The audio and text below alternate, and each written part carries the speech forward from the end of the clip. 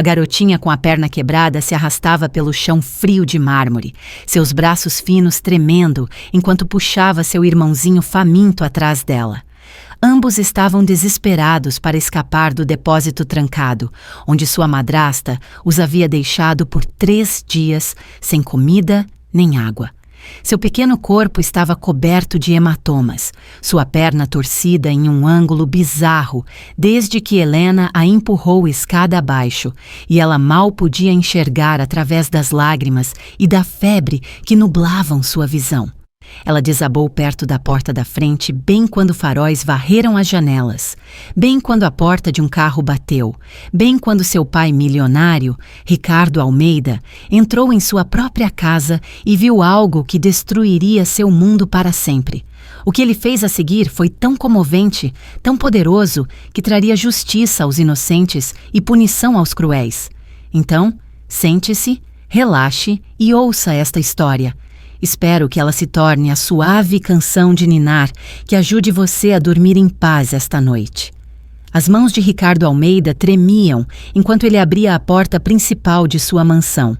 A chuva encharcando seu terno caro, sua mente ainda meio perdida em planilhas e negociações de contratos de seus 16 dias em Singapura. A casa estava silenciosa demais. O silêncio pressionava seus ouvidos como água e algo primitivo em seu peito gritava: perigo, perigo, perigo, mesmo antes de vê-los. Lila estava caída no chão de mármore do hall de entrada. Seu corpinho tão magro que ele podia ver cada osso através de sua camisola. Sua perna direita dobrada de forma errada, tão errada, a pele ao redor roxa, inchada e quente pela infecção. Ela tentava engatinhar, suas unhas arranhando o chão, deixando pequenos rastros de sangue onde haviam quebrado. E atrás dela, ela puxava, arrastava, chamando seu irmãozinho Tomás por sua pequena camisa. Tomás estava pior, muito pior. O menino de 18 meses estava cinzento, seus lábios rachados e sangrando, seus olhos revirados, sua respiração superficial e ruidosa, como algo quebrado por dentro. Sua fralda pendia solta em seu corpo esquelético, sem ser trocada há dias, e sua pele era fina como papel, esticada sobre ossos que pareciam grandes demais para seu corpinho. Ricardo deixou cair sua pasta, que bateu no chão com um estrondo que ecoou pelo corredor cavernoso. Ele se moveu antes que sua mente o alcançasse, correndo, deslizando de joelhos ao lado de seus filhos, suas mãos pairando sobre eles, com medo de tocar, com medo de machucá-los mais do que já estavam. Lila sussurrou e sua voz falhou com seu nome. Lila, minha filha, o que aconteceu? O quê? Quem fez isso com você? Os olhos da menina se abriram, castanhos como os de sua mãe, mas tão opacos, tão vazios, a luz neles quase desaparecida. Ela olhou para ele e por um momento não pareceu reconhecê-lo. Por um momento, ela se encolheu como se esperasse um golpe, e foi então que Ricardo sentiu seu coração se partir ao meio. Papai. Sua voz era um sussurro, sua garganta tão seca que a palavra mal se formou. Papai, é você mesmo? Você é real? Sou real. Estou aqui agora. Ele estava chorando e não se importava. As lágrimas corriam pelo seu rosto, enquanto com cuidado, com tanto cuidado, ele pegava Lila em seus braços. Ela não pesava nada, absolutamente nada.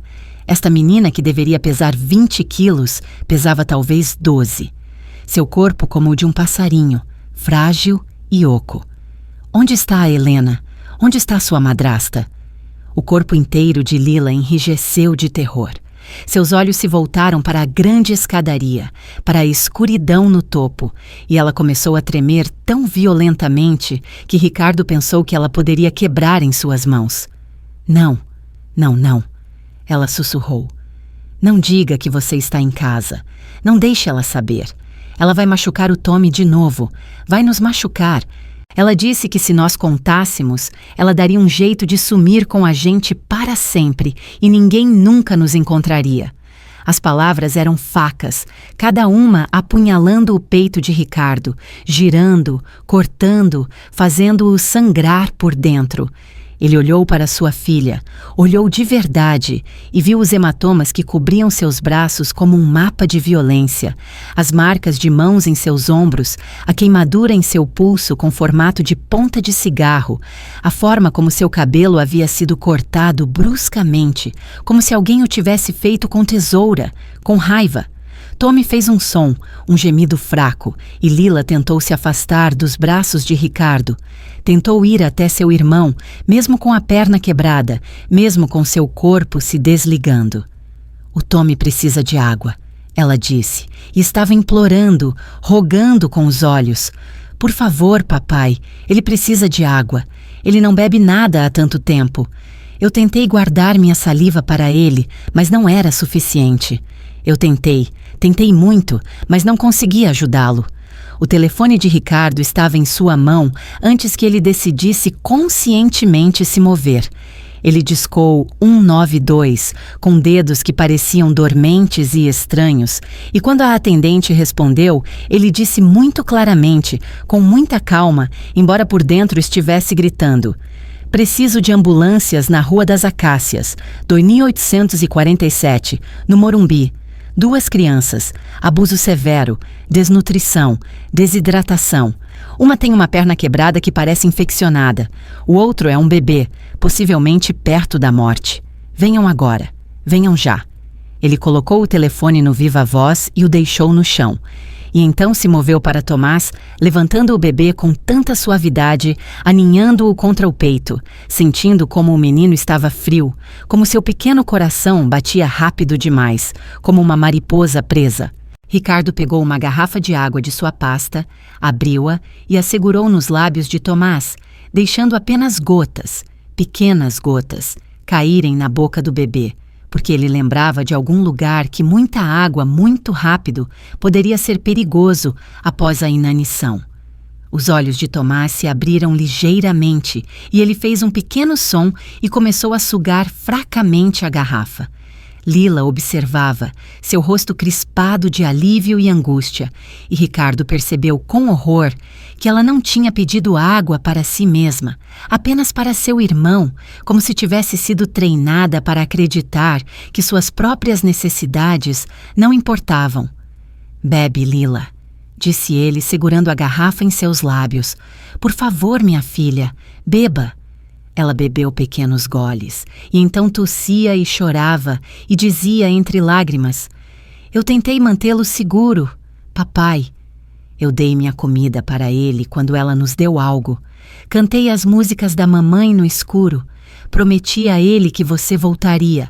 Eu prometi, mas estava com medo de que você não voltasse, com medo de que você não soubesse, com medo de que ela estivesse certa quando dizia que você não se importava mais com a gente."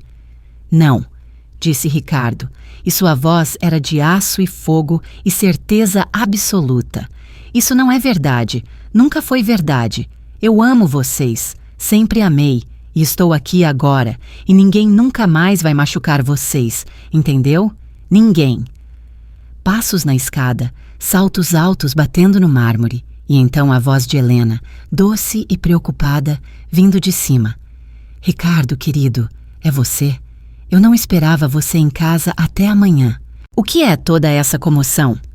Ela apareceu no topo da escada, linda em um robe de seda, seu cabelo escuro perfeito, sua maquiagem impecável, mesmo à meia-noite, e ela sorriu para ele com tanto calor, tanto amor aparente, que por um momento Ricardo sentiu a realidade inclinar e girar, porque como poderia esta mulher que parecia um anjo, ter feito isso com seus filhos? Mas então ele olhou para Lila, para o terror em seus olhos, para a forma como ela havia ficado em silêncio e imóvel, como se estivesse se fingindo de morta, e ele soube com absoluta certeza que cada palavra que sua filha havia dito era verdade. Helena desceu as escadas lentamente, com graça, sua mão deslizando pelo corrimão, e quando chegou ao final, olhou para as crianças e seu rosto mostrou perfeita surpresa, perfeita preocupação. Oh, meu Deus! O que aconteceu, Ricardo? Eu os coloquei na cama há horas. Eles devem ter fugido. A Lila tem estado tão difícil ultimamente, tão desobediente. Eu tentei de tudo, mas ela simplesmente não escuta. E agora veja, ela se machucou de alguma forma. Crianças podem ser tão imprudentes. Sua voz era mel, era simpatia. Era a voz de uma mãe preocupada, fazendo o melhor que podia. Ricardo se levantou lentamente, ainda segurando Tomás, e olhou para Helena e viu pela primeira vez o que estava escondido dele. Viu o cálculo em seus olhos, a frieza sob a beleza, a máscara que ela usava tão perfeitamente. As ambulâncias estão chegando, disse ele em voz baixa. Você deveria fazer uma mala. Você não vai ficar aqui esta noite. O sorriso de Helena vacilou apenas por um segundo, e nesse piscar de olhos, Ricardo viu raiva, pura raiva, brilhar em seus traços antes que ela a suavizasse. Ricardo, você está cansado da sua viagem, não está pensando com clareza. Deixe-me cuidar das crianças. Vá descansar. Podemos conversar sobre isso pela manhã, quando você estiver mais você mesmo. Eu sou exatamente eu mesmo, disse Ricardo, e sua voz era gelo. E você nunca mais vai tocar nos meus filhos. As sirenes se aproximavam, o som cortando a tempestade, e a compostura de Helena começou a ruir, suas mãos se fechando em punhos, seu maxilar tenso. Você não tem ideia do que está falando. Ela sibilou, e agora a máscara estava escorregando, caindo para revelar a crueldade por baixo. Essas crianças são mimadas, ingratas. Elas mentem constantemente. A Lila inventa histórias para chamar a atenção. Ela é manipuladora. Ela se machuca para me fazer parecer mal. Você não pode acreditar em nada que ela diz. Lila gemeu e tentou se fazer menor. Tentou desaparecer. E esse som terrível de uma criança tentando não existir, fez algo quebrar dentro de Ricardo. Fora da minha casa, disse ele, e sua voz era mortalmente calma. Saia agora antes que eu faça algo de que nós dois vamos nos arrepender. A polícia está a 2 minutos. Se você for esperta, irá embora antes que eles cheguem. Helena o encarou, e por um momento ele pensou que ela poderia atacar, que poderia se lançar sobre ele ou as crianças. Mas então, os faróis varreram as janelas, luzes vermelhas e azuis, e ela se virou e correu, seus saltos batendo rápido agora, correndo para os fundos da casa, desaparecendo na escuridão.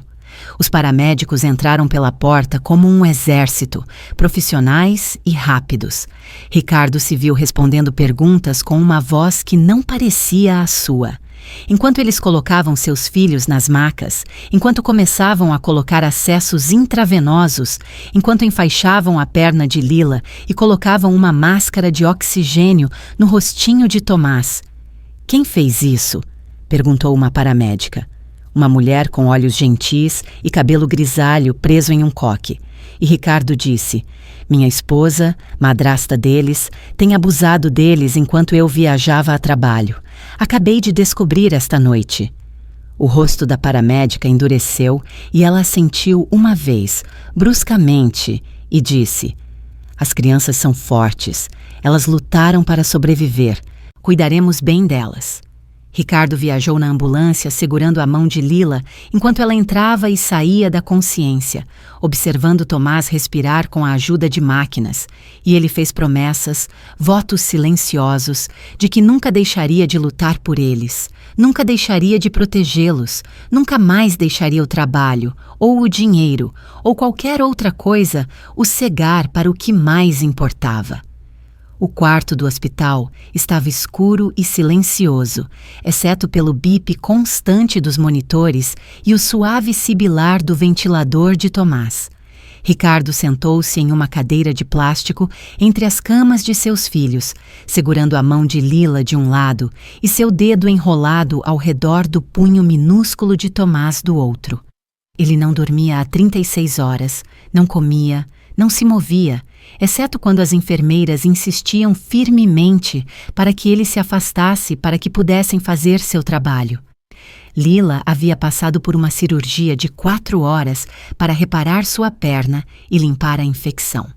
O cirurgião disse que foi por pouco, disse que mais 1 ou 2 dias e ela poderia ter perdido a perna completamente, poderia ter morrido de sepse. Agora ela dormia, o rosto pálido contra os travesseiros brancos, sua respiração constante com a ajuda de oxigênio. E toda vez que Ricardo olhava para ela, ele via os hematomas, as cicatrizes, a evidência de meses de tortura. Tomás estava lutando, seu pequeno corpo travando uma guerra contra a desidratação, a fome e a pneumonia, tudo ao mesmo tempo. Os médicos conseguiram estabilizá-lo, mas ele não estava fora de perigo, ainda não. Seus órgãos, ainda lutando para lembrar como funcionar corretamente, depois de terem sido privados por tanto tempo. Ricardo havia ligado para sua assistente às 3 da manhã e dito para ela limpar sua agenda indefinidamente, cancelar tudo. Ele não se importava com o acordo de Singapura, nem com a reunião do conselho, nem com o lançamento do produto. Nada importava, exceto seus filhos. Ela havia dito, "Sim, senhor", sem perguntar. E ele ouviu o choque em sua voz, porque em 20 anos, Ricardo Almeida nunca havia faltado ao trabalho, nunca havia colocado nada antes dos negócios, nunca havia se mostrado nada além de completamente dedicado a construir seu império. Que tolo ele tinha sido, que tolo cego, arrogante e estúpido. O oficial Lopes voltou pela manhã com uma mulher em um traje cinza que se apresentou como detetive Patrícia Neves, da Delegacia de Proteção à Criança, e eles se sentaram em frente a Ricardo na cafeteria do hospital e lhe disseram o que haviam encontrado. "Nós revistamos sua casa com um mandado", disse a detetive Neves, sua voz profissional, mas seus olhos irritados. "Senhor Almeida, eu faço isso há 15 anos e o que encontramos está entre os piores casos que já vi. O depósito onde seus filhos estavam trancados. Há evidências de que eles foram mantidos lá repetidamente. Marcas de arranhões no interior da porta. Manchas de sangue seco de onde eles tiveram acidentes porque não podiam ir ao banheiro. Havia garrafas de água vazias lá, que pareciam ter sido lambidas até ficarem limpas. A despensa da sua cozinha está totalmente abastecida, mas há uma tranca na porta que só pode ser aberta pelo lado de fora." Ricardo fechou os olhos e tentou não vomitar. A detetive Neves continuou. "Implacável. Necessário. Encontramos o quarto de Lila. Foi quase totalmente esvaziado. Sem brinquedos, sem livros, apenas um colchão fino no chão e um único cobertor. Há escritos nas paredes, palavras arranhadas na pintura com algo afiado. Nos ajude. Papai, volte para casa. Mamãe, me desculpe. De novo e de novo. Também encontramos um diário escondido debaixo do colchão, escrito com a letra de uma menina de 7 anos. Senhor Almeida, preciso da sua permissão para ler algo em voz alta, porque você precisa entender o que está acontecendo. Leia. Ricardo sussurrou. Preciso saber de tudo. A detetive Neves abriu um saco plástico de evidências e tirou um pequeno caderno com uma capa rosa, gasta e manchada. Ela abriu uma página marcada com um post-it e começou a ler com uma voz plana e cuidadosa, que não conseguia esconder o horror das palavras. 15 de março. Querida mamãe no céu. A Helena disse que eu fui má hoje porque dei meu café da manhã para o Tommy. Ela me trancou no armário escuro por 6 horas. Eu podia ouvir o Tommy chorar e não podia ajudá-lo. Eu tentei ser boa, mamãe. Prometo que tentei, mas ela diz que sou má, como você foi má, e por isso você morreu e nos deixou. Sinto tanto a sua falta. Com amor, Lila. Ricardo fez um som como um animal ferido. A detetive Neves virou as páginas. 3 de abril. Querida mamãe, a Helena me queimou com o cigarro hoje porque eu não sorri bonito o suficiente na videochamada com o papai. Ela disse que se eu contar a ele o que acontece, ela vai machucar o Tommy, vai fazer ele parar de respirar. Ela prometeu que faria. Eu acredito nela. Mamãe, estou com tanto medo. Eu tenho que proteger o Tommy. É tudo o que me resta de você. Queria que o papai percebesse. Com amor, Lila. Pare, Ricardo implorou, mas a detetive Neves balançou a cabeça. Você precisa ouvir isso. Precisa entender para poder nos ajudar a construir o caso. Ela virou mais páginas. 20 de junho. Querida mamãe, não escrevo há muito tempo porque a Helena encontrou meu diário e me bateu e disse que se eu escrevesse de novo, ela mataria o Tommy. Mas eu tenho que escrever, mamãe. Tenho que contar a alguém. Ela não nos dá comida de verdade há 3 dias. Só biscoitos e água. E só às vezes. O Tommy está tão magrinho agora. Seus olhos parecem grandes e tristes. Eu canto suas músicas para ele e conto histórias de quando o papai nos levou à praia. Tento lembrar de ser feliz. É difícil lembrar. Com amor, Lila. A detetive fechou o diário suavemente, com reverência, e olhou para Ricardo com algo parecido com pena em seus olhos. Há 47 entradas no último ano e meio, todas documentando abuso. Sua filha manteve um registro porque era inteligente o suficiente para saber que poderia precisar de evidências. Corajosa o suficiente para arriscar escrevê-lo, mesmo depois de ser punida por isso. Ela é notável, Sr. Almeida. Ela salvou a vida do irmão várias vezes. Ela é uma heroína. Ela tem 7 anos, disse Ricardo, e sua voz falhou. Ela não deveria ter que ser uma heroína. Deveria estar brincando com bonecas, indo à escola, estando segura, sendo amada, sendo uma criança. Você está certo, assentiu a detetive Neves. E agora vamos garantir que Helena pague pelo que fez. Emitimos um mandado de prisão contra ela por múltiplas acusações de abuso infantil, colocação de menor em perigo, agressão, cárcere privado e tentativa de homicídio. Nós vamos encontrá-la. Para onde ela pode ter ido? Perguntou Ricardo. Ela tem família? Amigos que a esconderiam? O oficial Lopes pegou seu bloco de notas. Estamos investigando o passado da senhora Almeida. Acontece que Helena Almeida não é seu nome verdadeiro. Ela nasceu como Helena Cordeiro, em Recife. Ela mudou seu nome legalmente há 6 anos, depois de ser demitida de um emprego de babá por suspeita de abuso.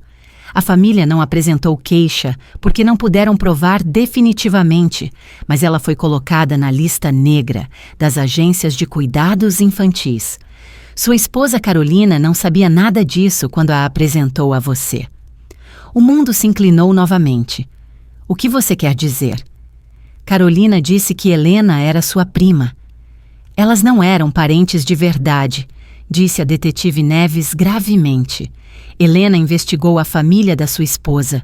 Descobriu que Carolina tinha uma prima chamada Helena Martins, que havia morrido em um acidente de carro anos atrás, e assumiu sua identidade.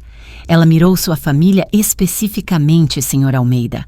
Ela viu um viúvo rico com filhos pequenos e viu uma oportunidade. Ricardo sentiu-se doente. Oportunidade para quê? Dinheiro? Ela tinha acesso a tudo. Cartões de crédito, contas bancárias. Eu dei a ela tudo o que ela precisava. Ainda estamos investigando seus motivos, mas encontramos alguns registros financeiros interessantes em seu cofre pessoal. Transferências para uma conta no exterior. Quase 2.300.000 reais nos últimos 18 meses. Ela tem drenado sistematicamente suas contas em pequenas quantias que você não notaria. Também encontramos correspondência com alguém. E-mails impressos e escondidos. Alguém chamado Marcos Sampaio. Esse nome lhe soa familiar? O sangue de Ricardo gelou. Marcos Sampaio é o irmão do meu sócio comercial. Ele me procurou há 3 anos querendo investir na minha empresa, mas eu o recusei porque sua verificação de antecedentes mostrou condenações por fraude. Ele ameaçou me arruinar. Disse que eu me arrependeria de tê-lo rejeitado. Não ouvi falar dele desde então. Você acha que ele e Helena estão trabalhando juntos? Achamos que Helena foi plantada em sua vida por Sampaio como parte de um plano de vingança, disse a detetive Neves. O e-mail sugere que eles estavam planejando obter o controle de seus filhos, possivelmente através de declará-lo um pai inapto ou através de um acidente trágico. Com você fora do caminho e as crianças sob a custódia de Helena, ela teria acesso a toda a sua fortuna através de fundos fiduciários e planejamento patrimonial. É sofisticado, é cruel e é premeditado.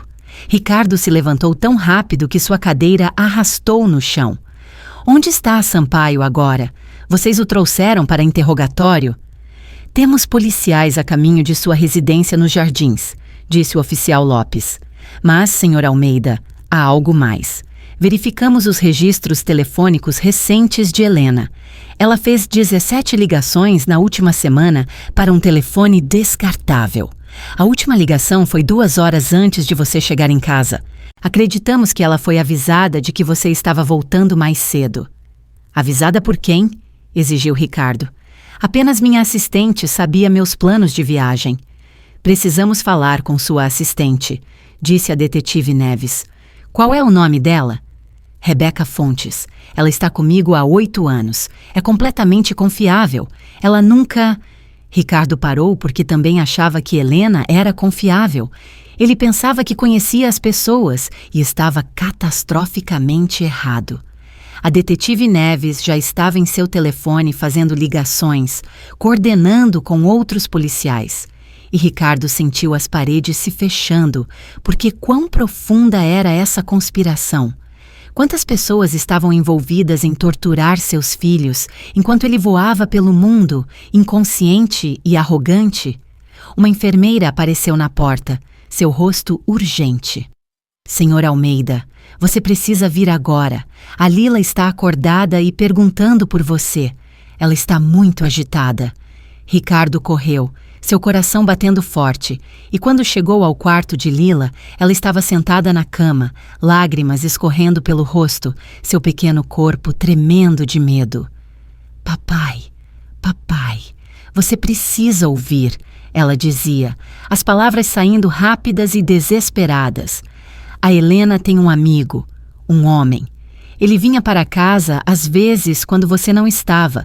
Eles falavam sobre dinheiro e papéis e sobre nos fazer desaparecer. Eu ouvi, papai. Eu ouvi eles dizerem que iam nos levar para algum lugar onde você nunca nos encontraria. Disseram que depois da viagem, depois de Singapura, eles iam fazer isso. Por favor, papai, você tem que acreditar em mim. Eu acredito em você, minha filha. Acredito em cada palavra, disse Ricardo, pegando-a cuidadosamente nos braços, consciente de seus acessos e sua perna engessada. A polícia está aqui. Eles vão pegar a Helena e esse homem. Vão garantir que você esteja segura. A detetive Neves o havia seguido até o quarto e se ajoelhou ao lado da cama de Lila, sua voz suave.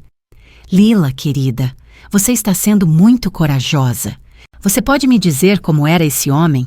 Qualquer coisa que você lembre pode nos ajudar. Lila secou os olhos com as costas da mão. Ele era alto e tinha cabelo grisalho e uma cicatriz no rosto, bem aqui. Ela tocou sua própria bochecha. E ele usava ternos caros como o papai e cheirava a charutos. A Helena o chamava de Marcos. Ele era mau. Ele olhava para mim e para o Tommy como se fôssemos insetos que ele queria pisar. Marcos, repetiu a detetive Neves e olhou para o oficial Lopes. Marcos Sampaio. Precisamos encontrá-lo agora antes que ele e Helena fujam. O telefone de Ricardo vibrou em seu bolso. Ele o pegou e viu uma mensagem de texto de um número desconhecido. Suas mãos tremiam enquanto ele a abria. A mensagem era curta, venenosa. Você tirou tudo de mim, Almeida. Agora eu vou tirar tudo de você. Seus filhos vão desaparecer e você passará o resto da sua vida se perguntando se estão vivos ou mortos. Você deveria ter aceitado meu investimento. MS Ricardo mostrou a mensagem para a detetive Neves e viu seu rosto endurecer como pedra. Isso é uma ameaça direta e uma admissão de conspiração, disse ela. Isso nos dá tudo o que precisamos. Lopes, rastreie este número agora. Mobilize unidades de apoio. Quero Sampaio e Helena encontrados em menos de 1 hora. Mas mesmo enquanto a polícia entrava em ação, mesmo enquanto os policiais saíam do hospital para procurar, Ricardo sentiu o pavor subir por sua espinha, porque Helena e Marcos estavam planejando isso há meses. Eles haviam sido cuidadosos, pacientes e cruéis, e agora estavam encurralados e desesperados, e pessoas desesperadas faziam coisas terríveis. Ele abraçou Lila com força e olhou para Tomás, ainda dormindo em sua cama de hospital, ainda lutando para sobreviver. E ele soube com absoluta certeza que isso não havia acabado, que o pior ainda estava por vir, que Helena tentaria mais uma vez terminar o que havia começado. A ligação veio às 2h30 da manhã, 3 dias depois que Lila acordou e lhes contou sobre Marcos Sampaio. Ricardo tinha finalmente cochilado na cadeira entre as camas de seus filhos, quando seu telefone tocou, alto e estridente, no silencioso quarto de hospital. E quando ele atendeu, a voz da detetive Neves estava tensa de urgência. Senhor Almeida, temos uma situação. Marcos Sampaio foi visto há 30 minutos entrando no hospital por uma entrada de serviço. As câmeras de segurança o pegaram com roupas médicas, fingindo ser da equipe. Fechamos o prédio, mas não o localizamos. Estamos evacuando seu andar agora. Precisamos mover as crianças para um local seguro imediatamente. Ricardo estava de pé antes que ela terminasse de falar, seu coração martelando contra suas costelas. Como ele passou pela segurança? Você disse que tinha policiais em cada entrada. Ele teve ajuda de alguém de dentro? Ainda estamos determinando isso. Senhor Almeida, ouça-me com muita atenção. Não saia desse quarto. Não abra a porta para ninguém, exceto para os policiais que você reconhecer pessoalmente. Temos unidades a caminho de você agora mesmo. 2 minutos. A linha caiu e Ricardo congelou por um terrível segundo antes que seus instintos assumissem. Ele se moveu para a cama de Lila e ela já estava acordada, os olhos arregalados e assustados, porque tinha ouvido o lado dele da conversa. Tinha ouvido o medo em sua voz. Papai, o que está acontecendo? Ela sussurrou. O homem mau está aqui, aquele sobre quem contamos, mas a polícia está vindo e não vou deixar ninguém te machucar.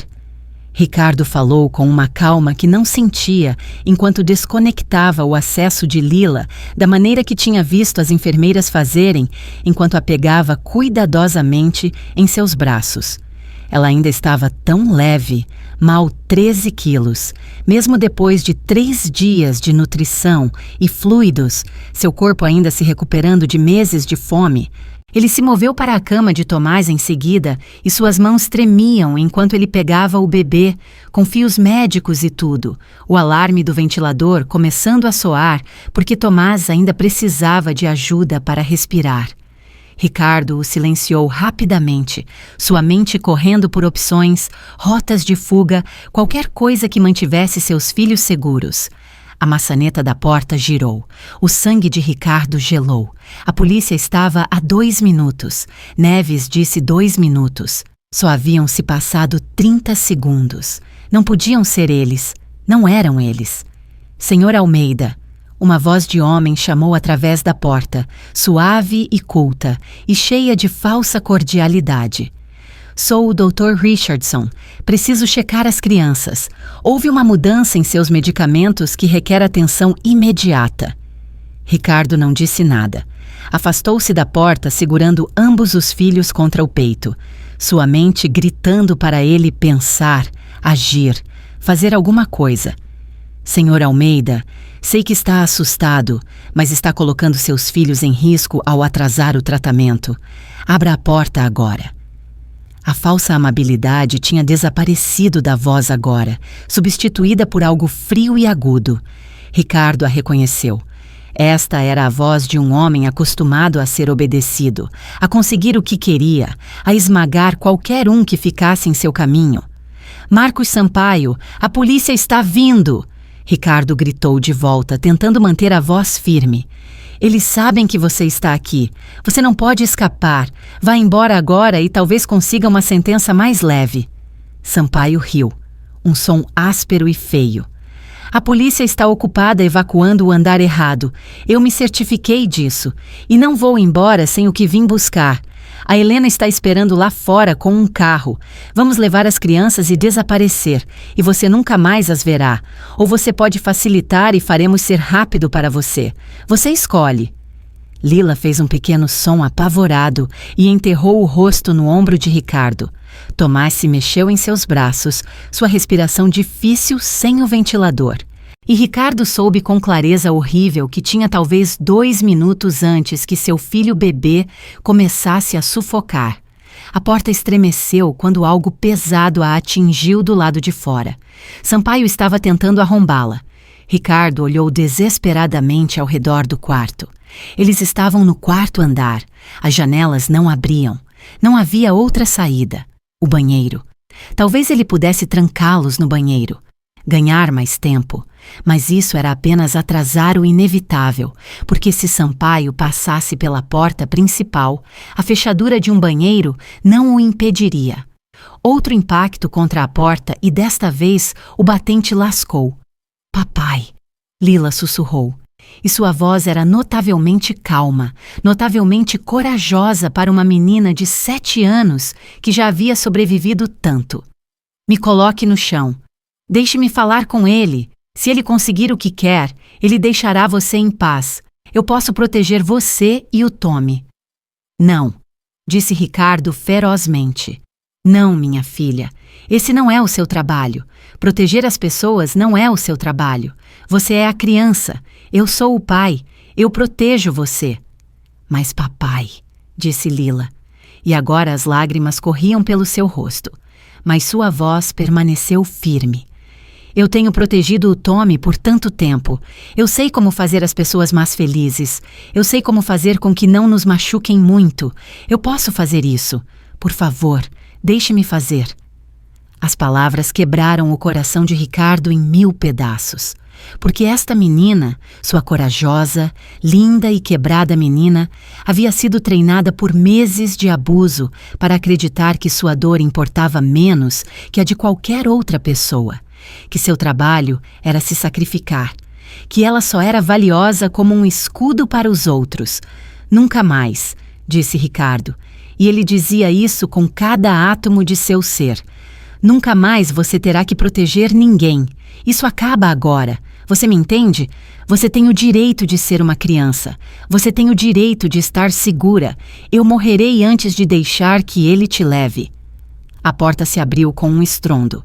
Marcos Sampaio estava no batente e era exatamente como Lila o havia descrito. Alto e grisalho. Com uma cicatriz que descia por sua bochecha esquerda e olhos frios que não continham piedade nem humanidade. Nada além de cálculo e ganância. Ele segurava uma arma apontada diretamente para Ricardo.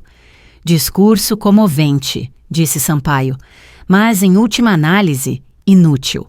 Dê-me as crianças e farei sua morte ser rápida. Resista e farei você assistir, enquanto a Helena faz com elas o que ela tem sonhado por meses. Você escolhe. Você tem 5 segundos. A mente de Ricardo disparou. A arma mudava tudo.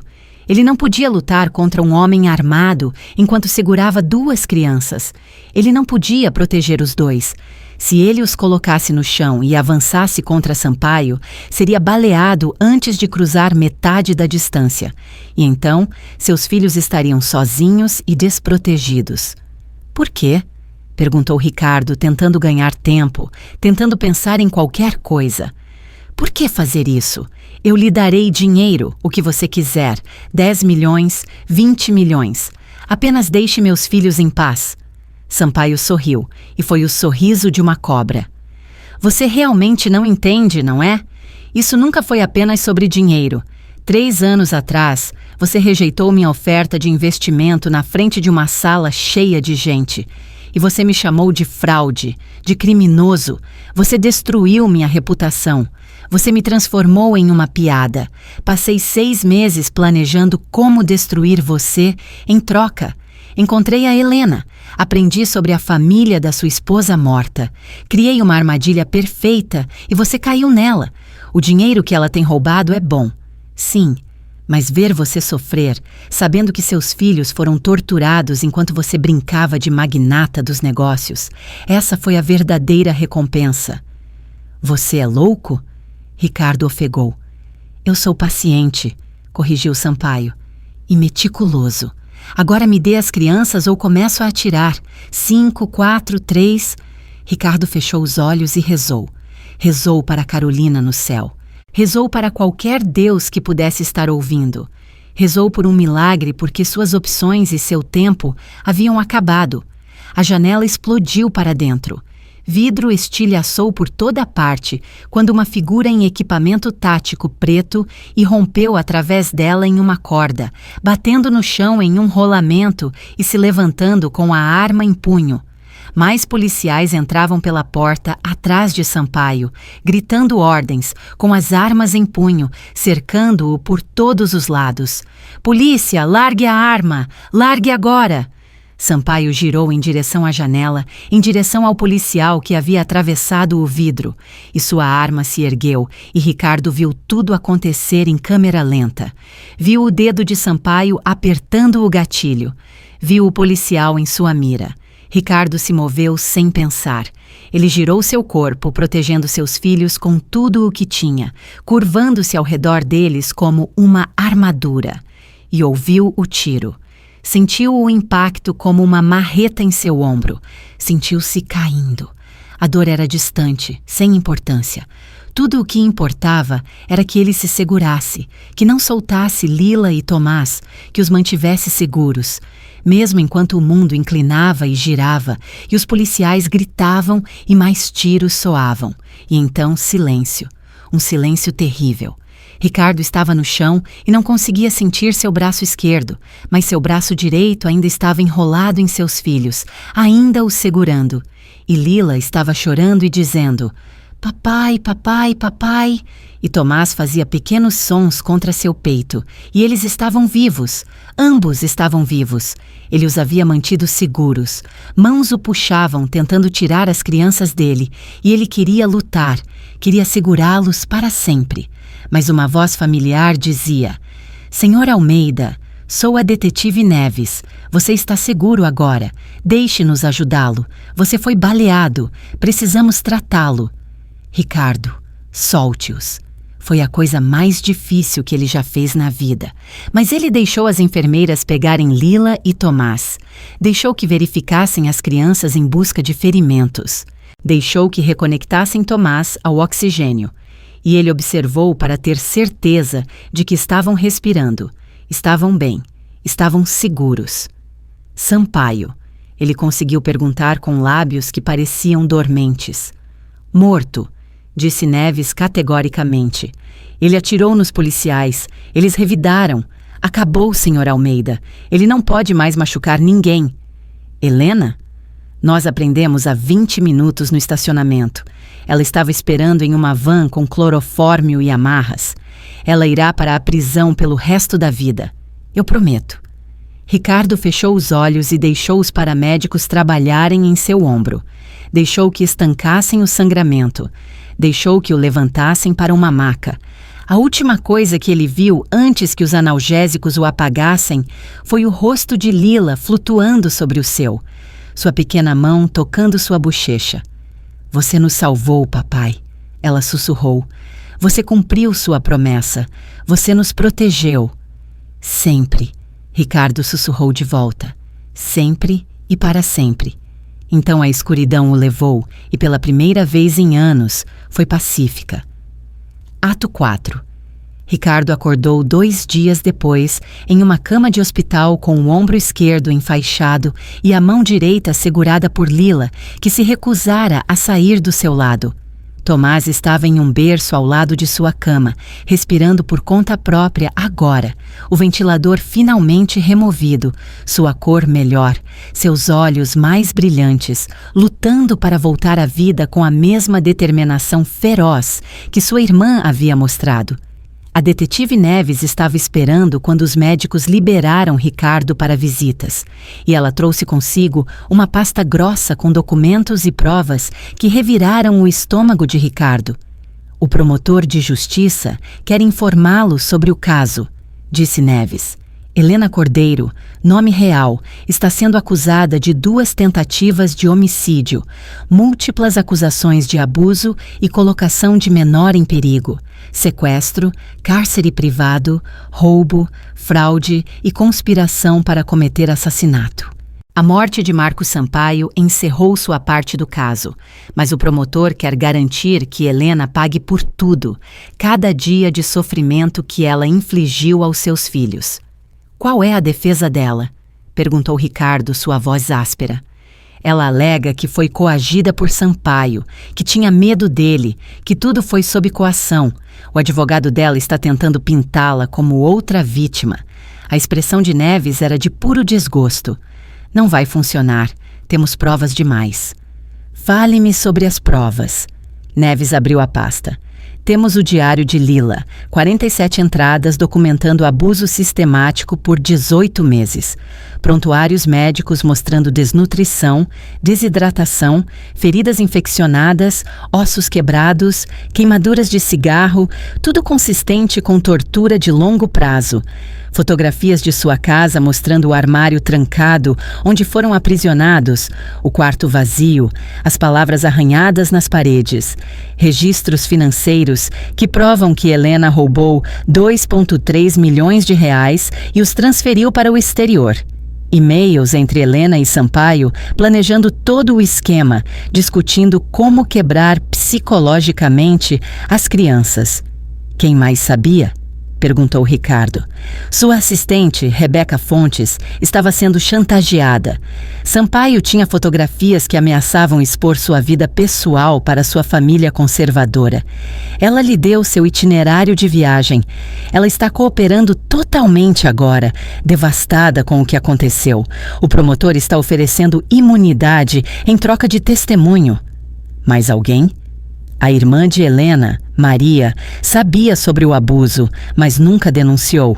Ela visitou 2 vezes e viu a condição das crianças, mas Helena pagou para ela ficar quieta. Estamos acusando-a como cúmplice. Havia também uma faxineira, Joana Moraes, que viu hematomas em Lila várias vezes, mas Helena a convenceu de que eram acidentes. E as pessoas que tentaram ajudar? Perguntou Ricardo. A expressão de Neves suavizou. Sua vizinha, a doutora Patrícia Ferreira, é pediatra aposentada. Ela notou que Lila parecia muito magra quando a viu no jardim há 6 meses. Tentou falar com Helena sobre isso. Ofereceu-se para examinar Lila. Mas Helena recusou e parou de permitir que as crianças brincassem lá fora. A doutora Ferreira ligou para o conselho tutelar.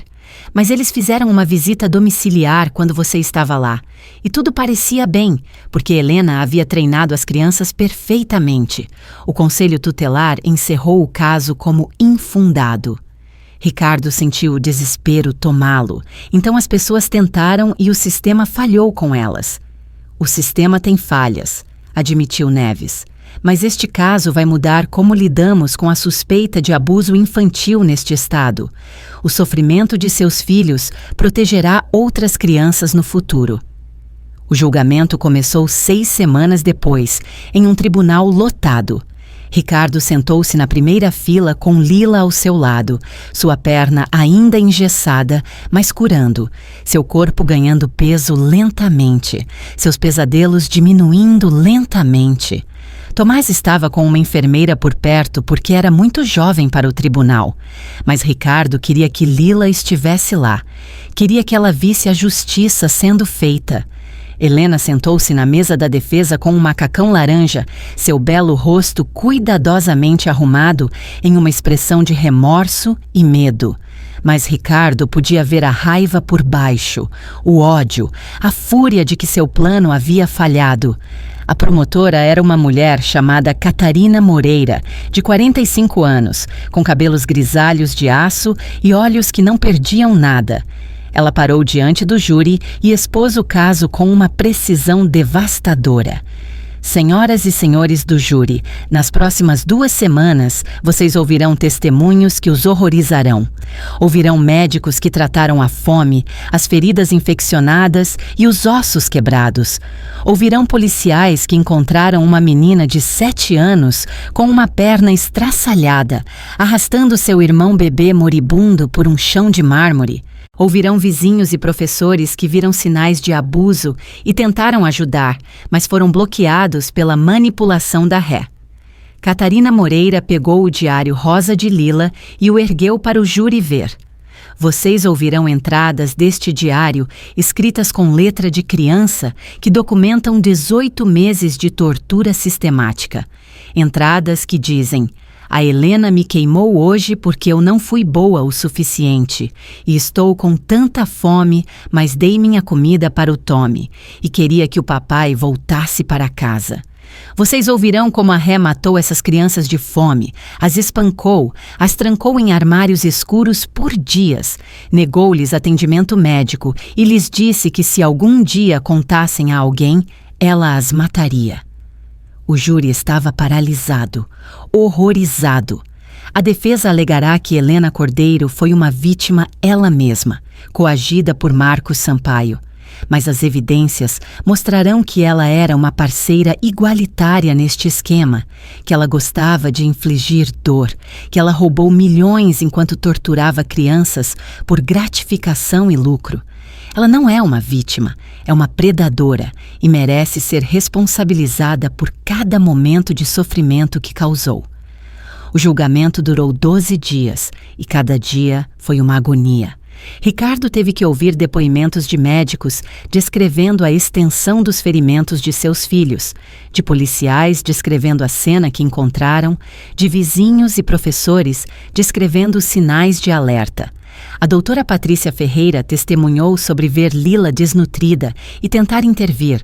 Joana Moraes testemunhou sobre ver hematomas e ser informada de que eram acidentes. Rebeca Fontes testemunhou sobre ser chantageada, lágrimas escorrendo pelo rosto, enquanto pedia desculpas a Ricardo repetidamente. Mas o testemunho mais poderoso veio da própria Lila. Catarina Moreira havia pedido permissão a Ricardo, e Ricardo havia perguntado a Lila o que ela queria fazer. Sua corajosa filha havia dito sem hesitação que queria contar a todos o que Helena havia feito, para que o juiz garantisse que Helena nunca pudesse machucar outra criança. Lila subiu ao tribunal no 9º dia com um lindo vestido azul, sua perna engessada decorada com desenhos de flores e borboletas. Ela parecia tão pequena na cadeira das testemunhas, mas quando falou, sua voz era clara e firme. Lila, você pode contar ao júri o que aconteceu quando sua madrasta Helena foi morar com vocês? Perguntou Catarina Moreira suavemente. No começo, ela era legal, disse Lila. Ela sorria para mim e para o Tommy e dizia que cuidaria de nós como a mamãe fazia. Mas depois que ela se casou com o papai, depois que ele saiu em sua primeira viagem de negócios, ela mudou. Ela parou de ser legal. Ela começou a ser má. Você pode explicar o que quer dizer com má? Ela não nos deixava comer muito. Dizia que éramos muito caros, que comíamos muita comida. Ela trancava a despensa para que não pudéssemos pegar comida, mesmo quando estávamos com muita fome. Às vezes, ela só nos dava biscoitos e água por dias. O Tommy chorava o tempo todo porque bebês precisam comer muito. Mas ela dizia que ele era irritante e o deixava no berço, mesmo quando a fralda estava suja. Vários membros do júri choravam agora. A Helena alguma vez te machucou fisicamente? Sim, disse Lila simplesmente. Ela me batia quando eu era má, quando eu não limpava direito, ou quando eu chorava, ou quando tentava dar comida extra para o Tommy. Ela puxava meu cabelo com tanta força que um pouco caía. Ela me queimou com o cigarro 3 vezes, porque eu não sorri bonito o suficiente quando o papai ligou por vídeo. Ela disse que se eu contasse ao papai, ela machucaria muito o Tommy, que faria ele parar de respirar, e eu acreditei nela. Então eu não contei. Por que você não contou ao seu pai quando ele voltou para casa? porque a Helena estava sempre lá quando o papai estava em casa e ela me vigiava o tempo todo. E se eu dissesse algo errado, ela sorria para o papai e dizia que eu estava inventando histórias. E então, depois que o papai ia embora, ela me castigava. E eu tinha medo de que, se contasse ao papai, ela realmente mataria o Tommy e seria minha culpa. Ricardo chorava abertamente. Lágrimas silenciosas corriam pelo seu rosto. Você pode contar ao júri sobre a noite em que seu pai te encontrou? A Helena nos trancou no depósito por 3 dias, porque eu tentei pegar comida escondida para o Tommy. Ela disse que precisávamos aprender uma lição. O Tommy ficou muito doente. Ele parou de chorar. Ele apenas ficou lá e eu soube que ele estava morrendo. Minha perna estava quebrada de quando ela me empurrou da escada. Mas eu me arrastei e arrastei o Tommy para fora do armário. Tentei chegar à porta para pedir ajuda e então o papai chegou em casa. O papai nos salvou. Lila olhou diretamente para Helena. Você me disse que o papai não nos amava mais, mas você estava mentindo. O papai nos ama mais do que tudo e ele nunca vai deixar você nos machucar de novo. A defesa de Helena durou menos de um dia, porque não havia nada a defender. Nenhuma evidência para contradizer a esmagadora prova de sua culpa. Seu advogado tentou argumentar coação e doença mental, but Catarina Moreira destruiu cada argumento com fatos e provas. O júri deliberou por 3 horas. Quando voltaram, a porta-voz se levantou e leu o veredito com a voz embargada pela emoção. Nós, o júri, consideramos a ré, Helena Cordeiro, culpada de todas as acusações. A audiência de sentença foi 1 semana depois. Catarina Moreira pediu a pena máxima e o juiz concordou sem hesitar. Helena Cordeiro, disse o juiz Ramon Martins, sua voz carregada de desgosto. Você se aproveitou de uma família em luto. Você torturou crianças inocentes. Você roubou dinheiro e não mostrou absolutamente nenhum remorso. Eu a sentencio a 2 penas de prisão perpétua consecutivas, sem possibilidade de liberdade condicional, mais 60 anos pelas acusações adicionais. Você passará o resto de sua vida natural na prisão. A máscara de Helena finalmente quebrou completamente. Ela gritou com o juiz, com Ricardo, com todos. Seu rosto desfigurado pela raiva, e os guardas tiveram que arrastá-la para fora do tribunal, enquanto ela gritava ameaças e xingamentos. Ricardo abraçou Lila com força e sentiu um grande peso ser tirado de seu peito. Estava feito. A justiça havia sido feita. Seus filhos estavam seguros. 5 anos depois, Ricardo estava no quintal de sua nova casa, uma casa modesta, em um bairro tranquilo, longe do Morumbi, longe da mansão onde tanto sofrimento havia ocorrido, longe das memórias que os haviam assombrado por tanto tempo. Ele havia vendido a propriedade imediatamente após o julgamento, doado a maior parte do dinheiro para organizações de defesa da infância, guardado apenas o suficiente para garantir que seus filhos nunca precisassem de nada, e começado de novo em um lugar onde pudessem se curar, sem fantasmas, à espreita em cada esquina. O sol de outono era quente em seu rosto, e ele podia ouvir risadas, risadas reais e genuínas, vindo do balanço que ele mesmo havia construído no verão passado.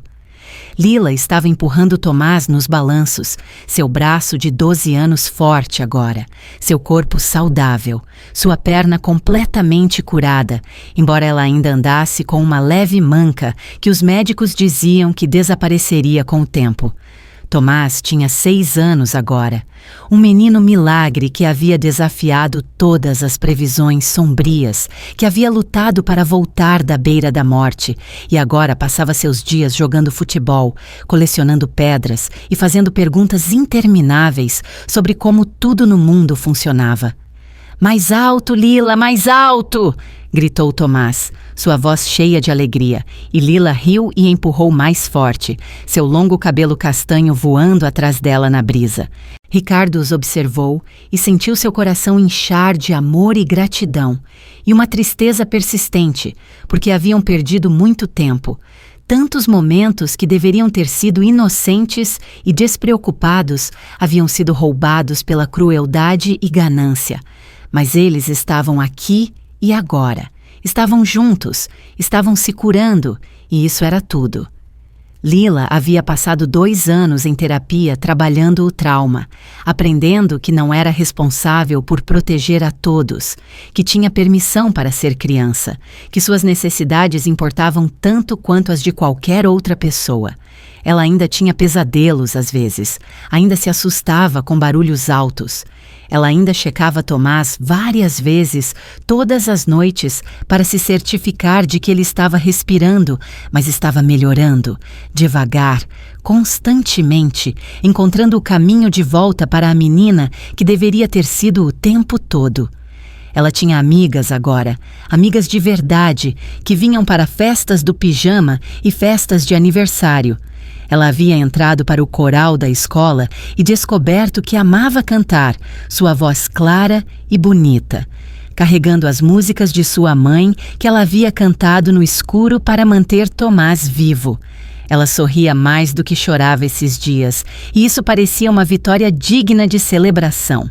Tomás não se lembrava de quase nada daqueles meses terríveis. Ele era muito jovem e Ricardo era grato por essa misericórdia.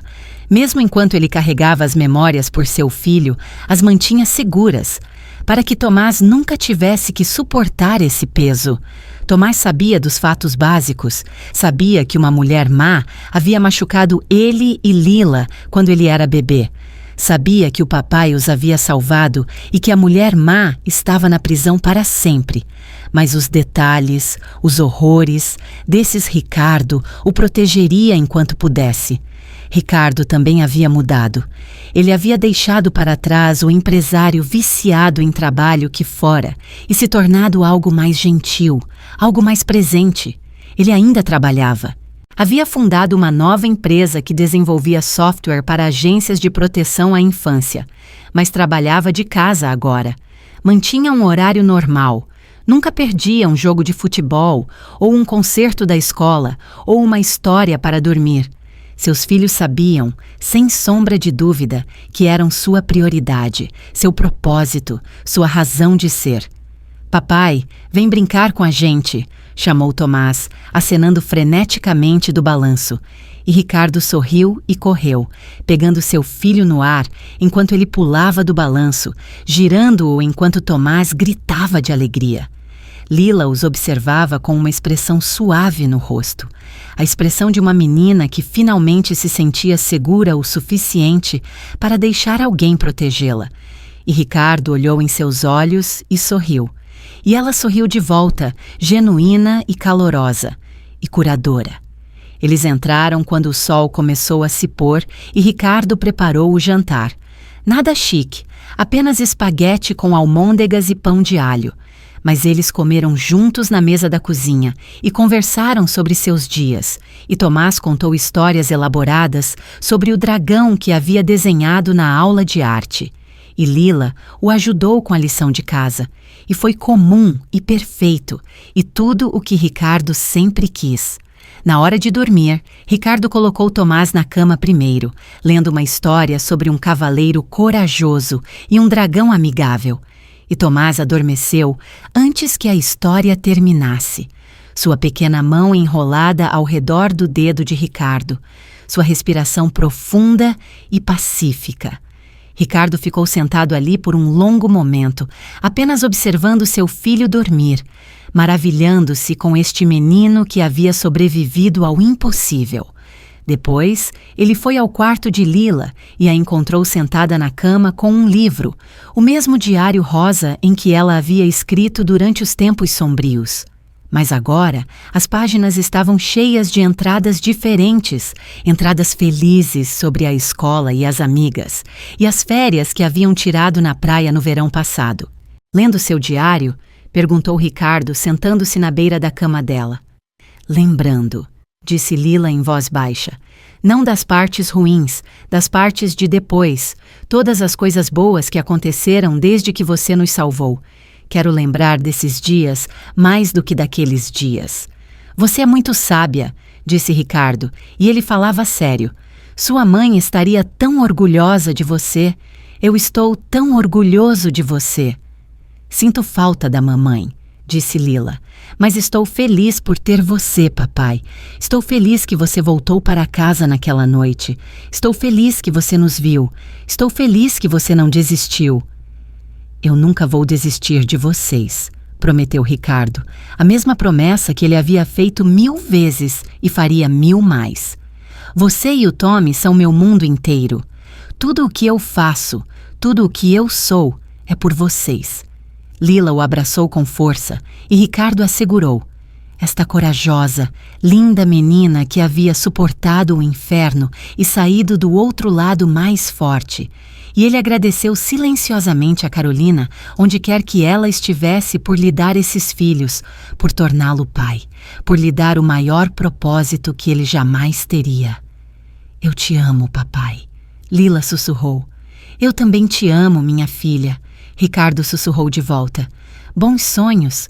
Ele apagou a luz e deixou a porta dela entreaberta, como ela gostava, e desceu para a sala de estar, onde fotografias cobriam a lareira. Fotografias dos três sorrindo, rindo, vivendo, se curando. O passado sempre seria parte deles. As cicatrizes sempre permaneceriam. Mas eles estavam construindo algo novo agora. Algo bom, algo cheio de luz, amor e esperança. Eles eram uma família. Eles estavam juntos. Eles estavam seguros. E isso era o suficiente. Isso era tudo. Queridos amigos, obrigado por se juntarem a nós nesta jornada da escuridão para a luz. Esta história nos lembra que o mal pode se esconder atrás de rostos bonitos, mas o amor é sempre mais forte que o ódio. Um momento de realmente ver, de realmente se importar, pode salvar uma vida. Se você vir uma criança sofrendo, fale. Ligue para as autoridades. Fale com os professores. Não fique em silêncio. É melhor errar por excesso de zelo do que ignorar um abuso real. O que mais te comoveu nesta história? Foi a coragem de Lila arrastando seu irmão para a segurança? A transformação de Ricardo em um pai devoto no momento em que a justiça foi servida? De onde você está nos assistindo esta noite? Se esta história tocou seu coração, por favor, inscreva-se neste canal. Clique no botão de curtir e ative as notificações para nunca perder nossas histórias. Sua inscrição nos ajuda a continuar compartilhando contos que inspiram e nos lembram que a bondade existe mesmo em tempos sombrios. Compartilhe isso com alguém que precisa de esperança hoje. Lembre-se, o amor conquista tudo. O bem é recompensado, o mal é punido. Durmam em paz esta noite, amigos.